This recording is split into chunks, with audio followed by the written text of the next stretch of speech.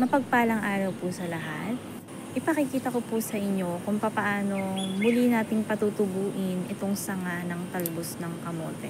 So ang talbos ng kamote po na ito ay ginamit namin sa sinigang na isda. So pwede po ulit natin siyang patubuin para sa susunod nating pagsisigang ng isda ay meron po ulit tayong ilalahok. Kung natapos na nating tanggalan lahat ng sanga, ay dalhin na natin ito sa ating pagtataniman. So ayan guys, makikita nyo dito sa likod bahay, meron na rin akong tanim na ampalaya.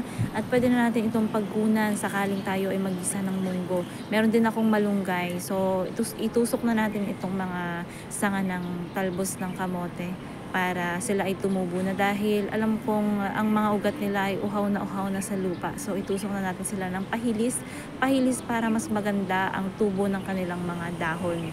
So guys, kung meron kayong space sa inyong mga tahanan, pwede nyo rin itong gawin.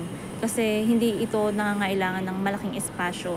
Basta meron ka ng lupa na mataba. So ito nga palang lupa na ginamit ko dito guys, ay nilagyan ko muna ng durog na eggshells o yung balat ng itlog para pampatibay sa mga itatanim ko dito. So ayan, after 6 days may dahon na siya.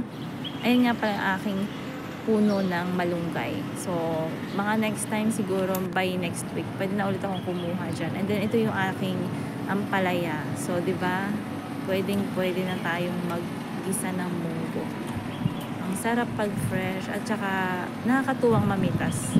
Kasi alam mo, organic yung tanim at ilalahok mo sa iyong lutuin.